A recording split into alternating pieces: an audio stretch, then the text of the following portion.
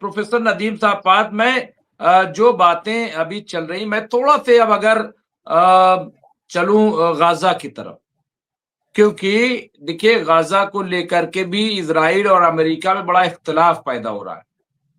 क्योंकि कुशनर जो है, मैंने बताया था आपको कि कुशनर जो दामाद हैं, अब उनकी तमन्ना ये है कि पूरा ठेका गाजा का हम उन्हें ले मिल लें जाए।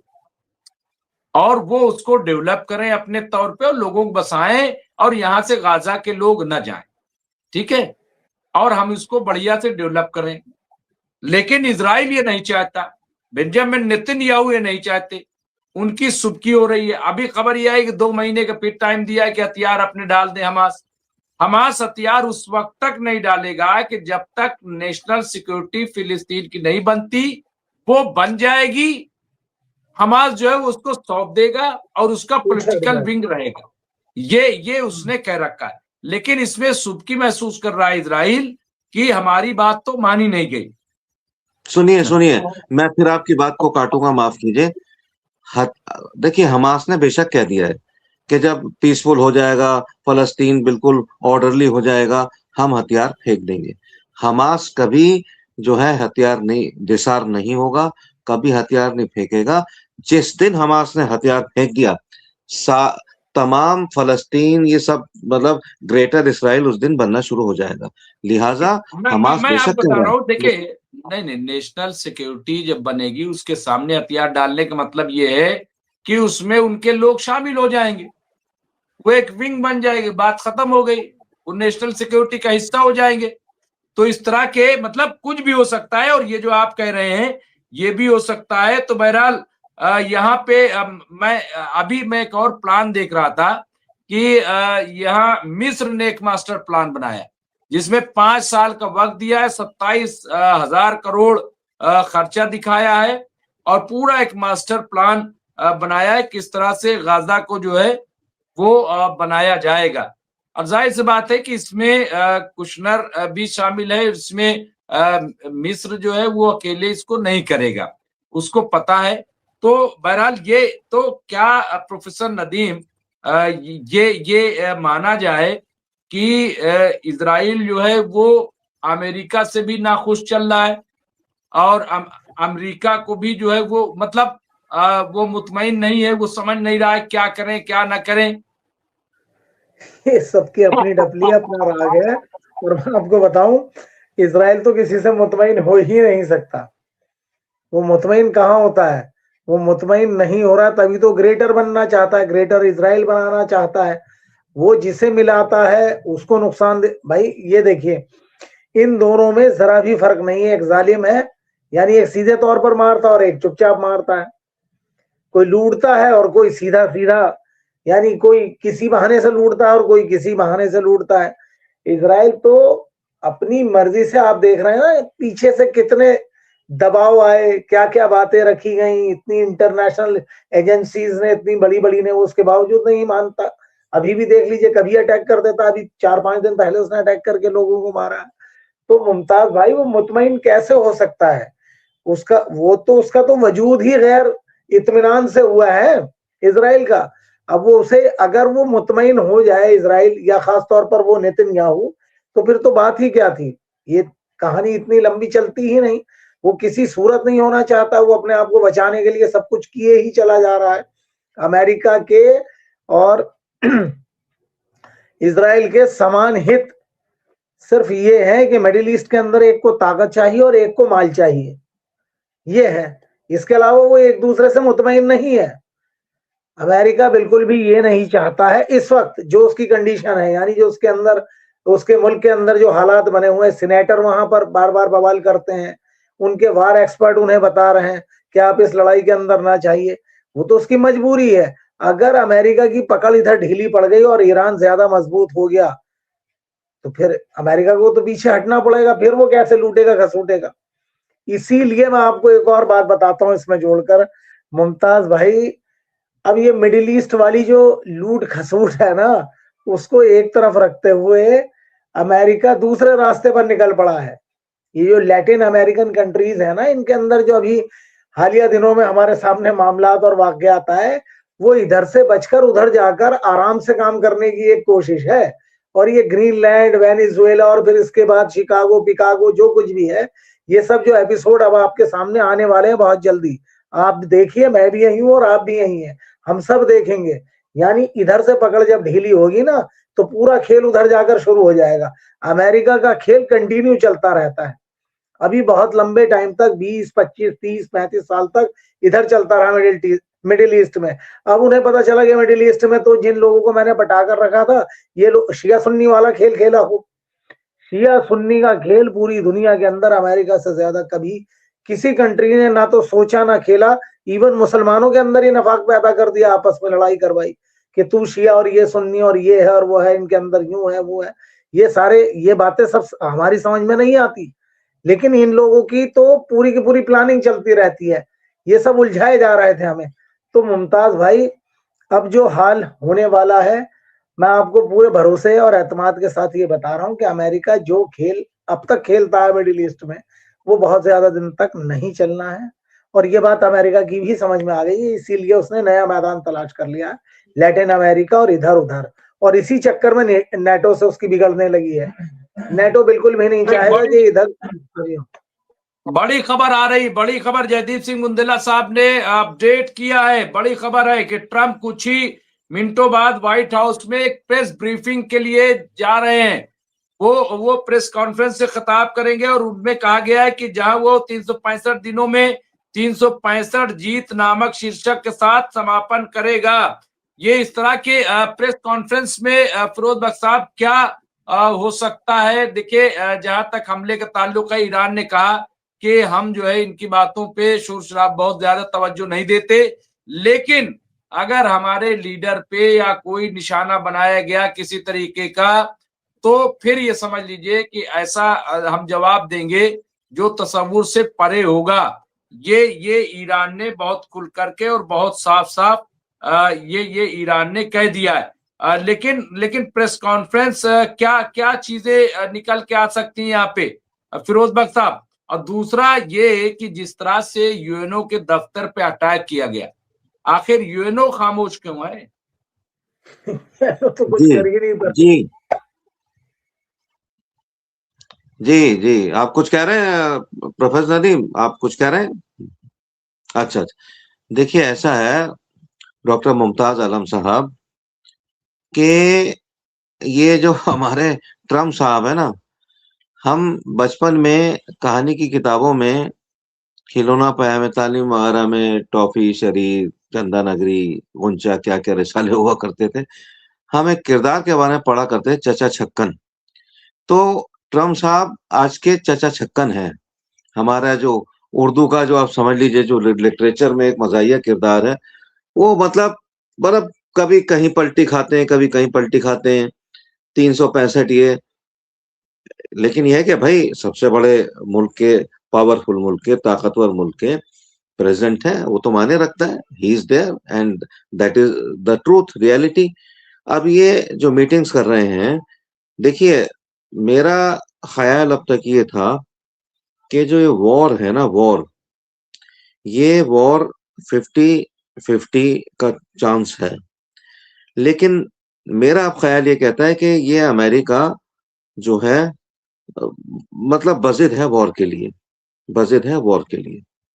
ठीक है, हमारे प्रोफेसर नदीम साहब ने अभी शुरू में कहा था कि गालिबन अमेरिका वॉर शायद ना करे, और बाद में उन्होंने एक बात कही कि उसका जो ध्यान है, उसकी तवज्जो है, अब वो ग्रीनलैंड, क्यूबा, अपने इस तरह के जो ममालिक हैं, एक पे तो उसने कब्जा कर ही लिया है एक तरीके से इनडायरेक्टली, मादुरो को ले जाके, और आपका मैक्सिको, कनाडा पे भी उसकी नजरें हैं। तो अपनी कंस्टिट्यूएंसी पहले से बदल ली है। और क्यों बदली है? कि ईरान पे हो सकता है अटैक करे, ना करे, ये तो वक्त बताएगा, ये तो हम लोग नहीं कह सकते। हम ना तो वॉर एक्सपर्ट्स हैं, इवन वॉर एक्सपर्ट्स भी नहीं इस बात को जो है वो बता सकते हैं आज की तारीख में। तो उसने अपनी कंस्टिट्यूएंसी बदली है, और ये बिल्कुल सही कह रहे हैं नदीम साहब कि जो नेटो कंट्रीज हैं, नेटो कंट्रीज को भी उसने कहीं ना कहीं नाराज किया है, क्योंकि अगर अमेरिका चला गया ग्रीनलैंड तो ये पक्की बात है कि नेटो कुछ हद तक थोड़ा सा दाएं बाएं हुआ है, वो पूरी तरह से बिखर जाएगा। और देखिए, वो कहा जाता है ना, जैसे हमारे जो ये समझिए कि वेदों वगैरह में भी कहा गया है कि जब बहुत ज्यादा जुल्म होता है तो कोई खुदा का रूप लेके आता है, क्या बोलते हैं नाम, उस मुझे समझ में नहीं आ रहा। और वो जैसे कृष्ण ने कंस का जो है मतलब उसको मारा था, उसी तरह से यदा यदा अमेरिका ही की जो धर्मस्य जी ग्लानिर्भवति अवतार अवतार भारत अवतार अभ्युत्थानम अवतार हाँ, धर्मस्य अवतार अवतार हाँ। तो तदात्मानं उसी सृजाम्यहम् हाँ परित्राणाय हाँ बिल्कुल साधुताय विनाशाय दुष्टता धर्म जी जी संस्थापनार्थाय जी बिल्कुल बिल्कुल संभवामि युगे बिल्कुल युगे। बिल्कुल बिल्कुल सही कह रहे हैं। तो ये हो सकता है कि इतना जुल्म अमेरिका कर रहा है, जहां देखो जुल्म कर रहा है, 5-6 कंट्रीज को ले लिया उसने ऑन टारगेट कि अब हम आ रहे हैं वहां, ठीक है। चाइना या नहीं तो पुतिन आ जाएंगे। अरे चाइना पुतिन को क्या है, वो बिजनेस कर रहे हैं, बात खत्म, कब्जा थोड़ी कर रहे हो। तो ये अब एक अवतार मेरे ख्याल से नेटो भी हो सकता है, ईरान भी हो सकता है, ये चाइना भी हो सकता है, और ये आपके प्यूटन साहब भी हो सकते हैं। नॉर्थ कोरिया का मुझे पता नहीं, फार फार फ्लंग है, लेकिन कहीं ना कहीं ये अवतार आएगा। और कंस रूपी जो अमेरिका है या ट्रम्प साहब हैं, ये उनका कहीं ना कहीं मामला बराबर करेगा। मुझे तो ऐसा लगता है। आखिरी आखिरी शॉर्ट में एक कमेंट आप कर लूंगा नदीम साहब, उसके बाद मैं दुआ के लिए फिरोज बख्श साहब को बुला लूंगा। क्योंकि जो हम कह रहे हैं कि प्रेस कॉन्फ्रेंस हो रही है या तमाम हालात, अब मैं एक चीज कह रहा हूं कि ये तमाम बेड़े आ रहे हैं और सब हम सुन रहे हैं, कोई ऐसी बात नहीं है।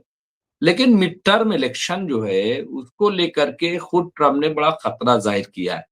फिर अमेरिका के जो हालात हैं, पूरा अमेरिका वो जंग नहीं चाहता, वो फिलहाल जो है वो इंटरनल जो इश्यू है उस पे चाहता है कि बात करें। ट्रम्प जब इलेक्शन जीत के आए थे तो वो इसी बुनियाद पे कि हम जंग नहीं करेंगे। दूसरा ये कि आप ये देखिए ना कि न्यूयॉर्क में जो ज़ोरान ममदानी की जीत है, वो आप उसको एक मेयर मत समझिए।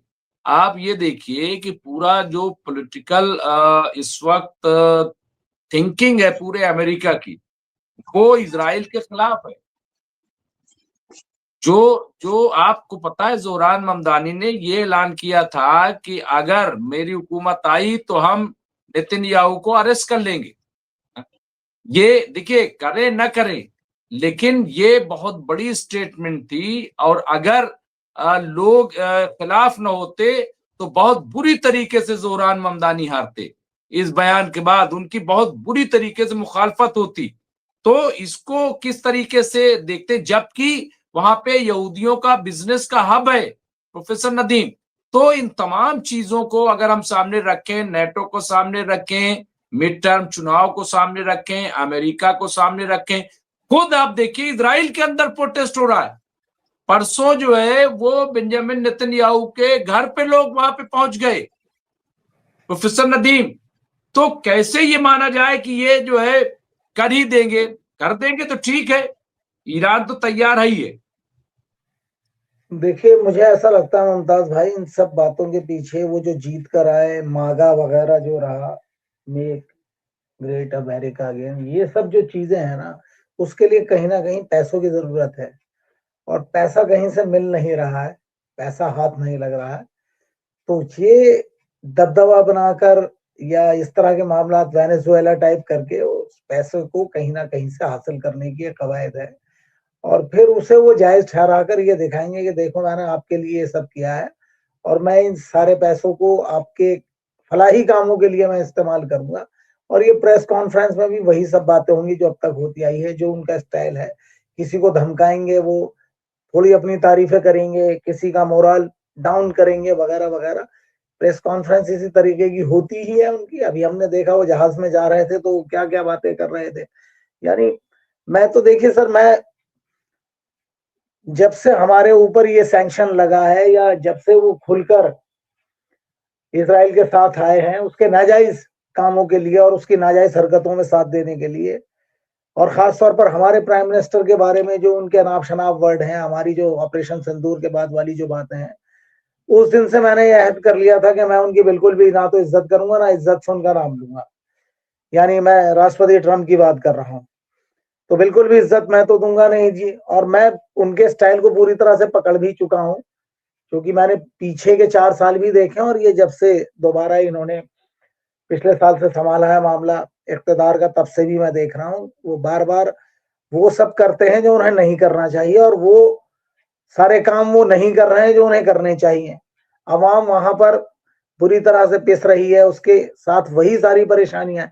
सबसे जो बेसिक चीज है मुमताज भाई, जिसकी तरफ हमारा जहन या दिमाग नहीं जा रहा, वो ये है, ये जो महामंदी का दौर चल रहा है ना वैश्विक, इसे दुनिया खुद छुपाए पड़ रही है, और वो उसकी क्षतिपूर्ति के लिए ही अमेरिका इधर उधर ये सब ड्रामे कर रहा है।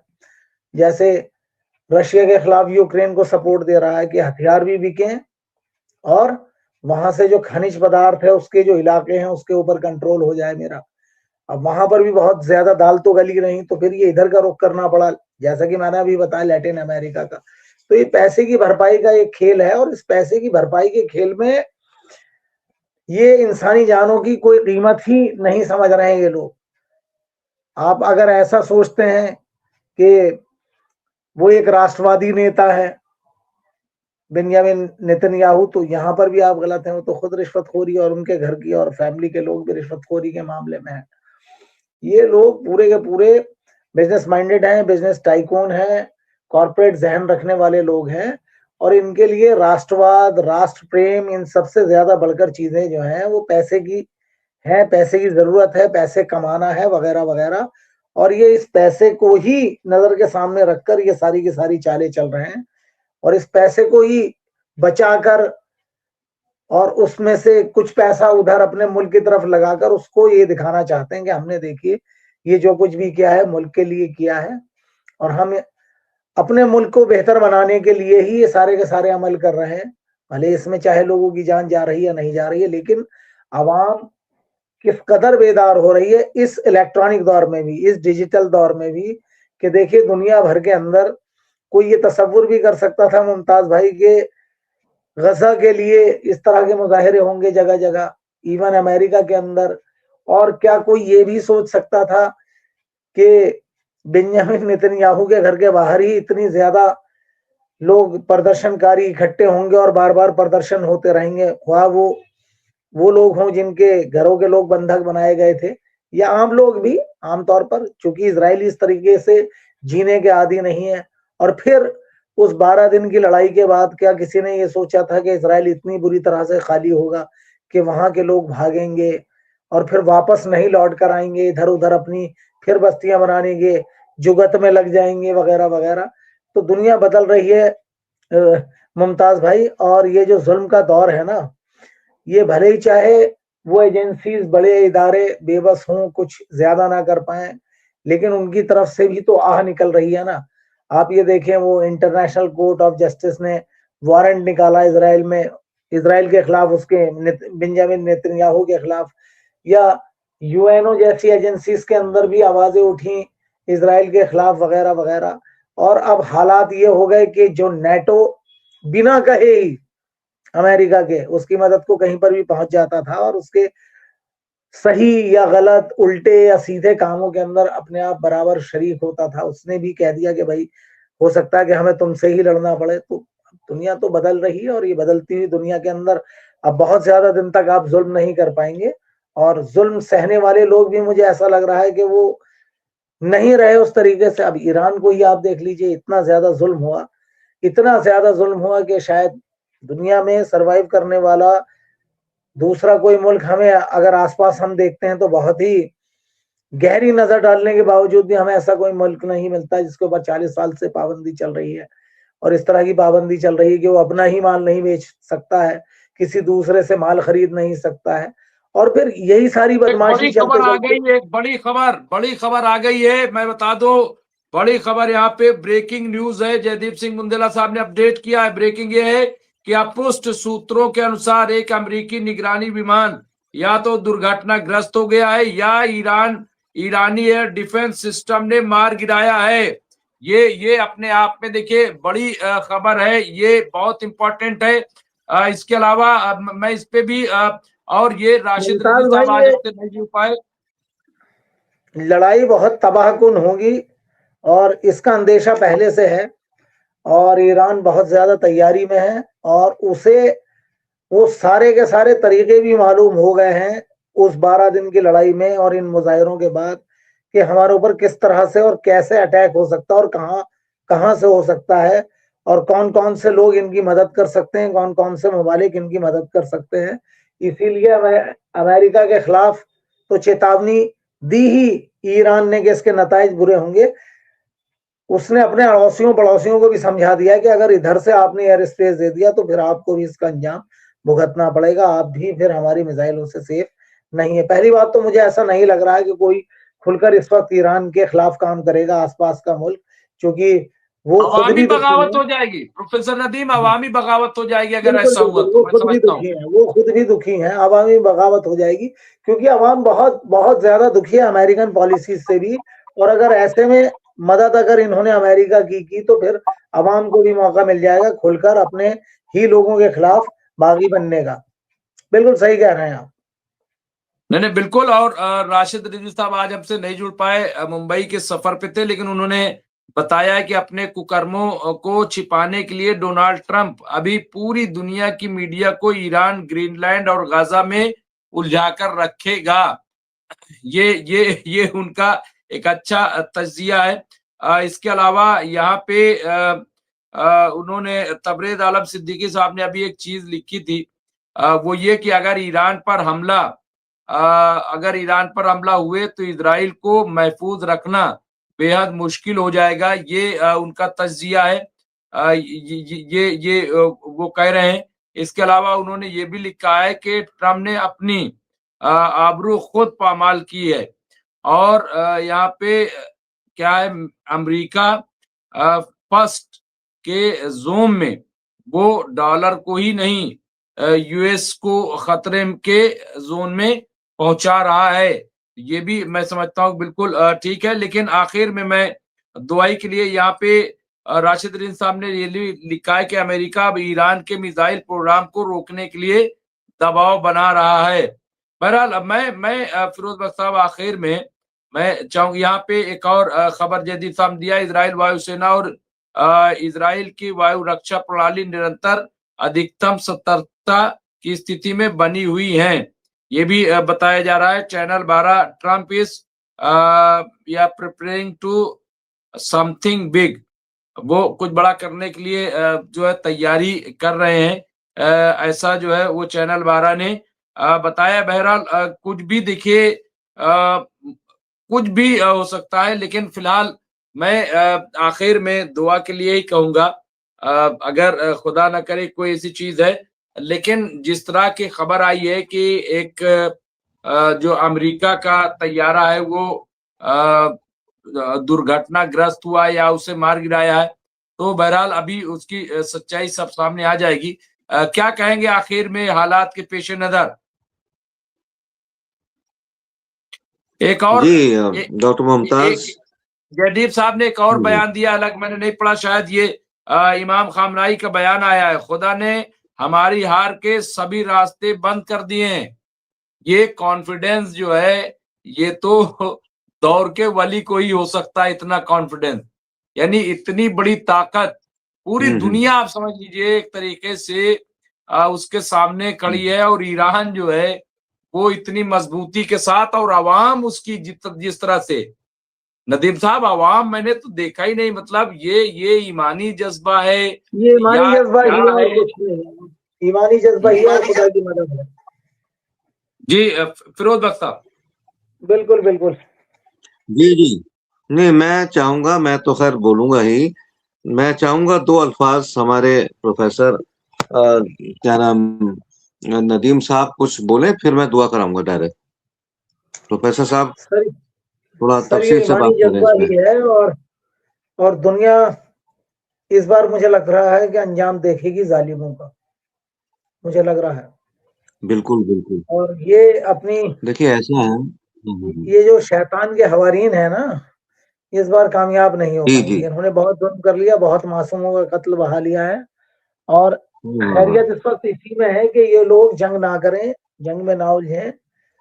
और मुझे आगे को अंदेशा ये लग रहा है फिरोज साहब कि ईरान का तो जो नुकसान होना था वो हो गया, या जो भी होगा, लेकिन इसराइल का नुकसान बहुत ज्यादा हो जाएगा इस बार।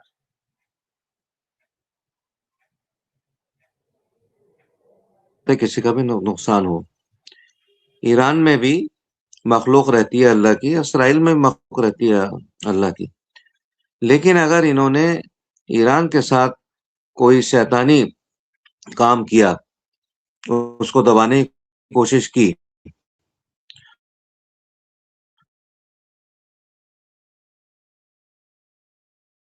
में हुआ होगा, ना वर्ल्ड वॉर टू में कहीं हुआ होगा।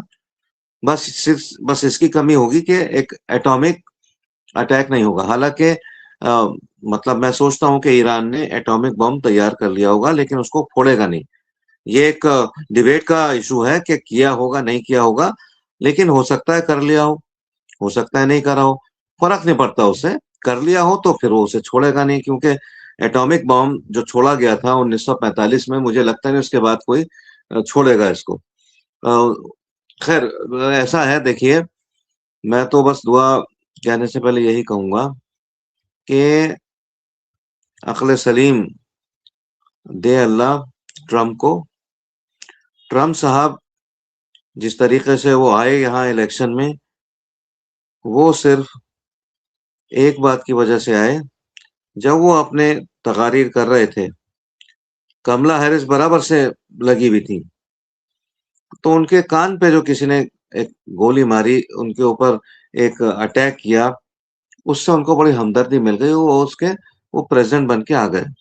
मैं समझता हूँ अगर उनकी जगह, खैर इफ्स एंड बट्स में तारीख नहीं जो है बदलती, कमला हैरिस पहले होती, एक चीज तो मेरे मैं ख्याल से दुआ से सब कुछ। पहले मैं दुआ से पहले जी एक चीज जो मैं जी जी। चाहता हूं कि बता दूं लोगों को।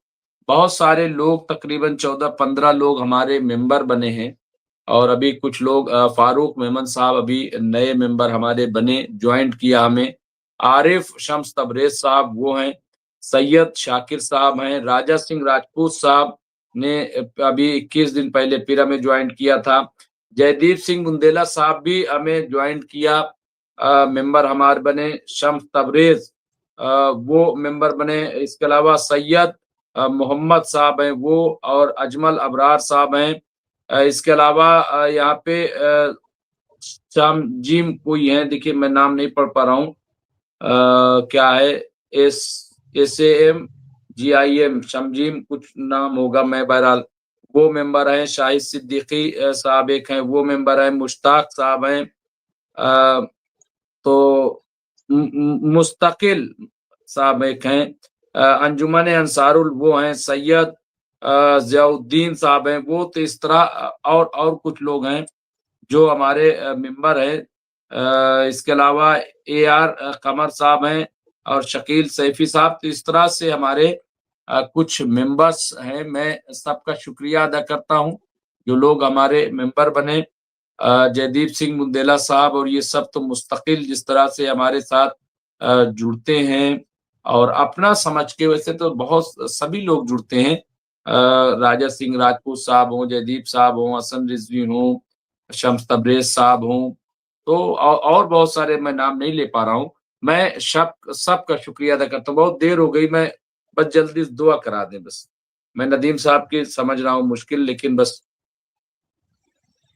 देखिए, दुआ मैं सिर्फ यही कहूंगा, जो एक खतरा बना हुआ है, एक बड़ी खतरनाक और बड़ी ही संगीन और खूंखार जंग का, वो ना हो। मैं चाहता हूँ खतरा खत्म हो जाए। आमीन। और जो जो लोग तुले जो जो आमीन लोग आमीन। इस जो जो लोग इस बात पे तुले हुए हैं कि जंग हम करना चाहते हैं, अल्लाह उनको नेकी की तौफीक दे, आमीन। और आमीन। जंग के रास्ते से हटा के, आमीन, जंग के आमीन। रास्ते से हटा के अमन, आमीन। चैन और पीस के रास्ते पर लेकर आए। आमीन। इसीलिए अल्लाह ने हम सबको यहाँ इस जमीन पे पैदा किया है, एक दूसरे को खत्म करने के लिए नहीं, उसकी इताअत के लिए पैदा किया है, और इसलिए पैदा किया है कि हम एक दूसरे उसके बंदों के काम में आए।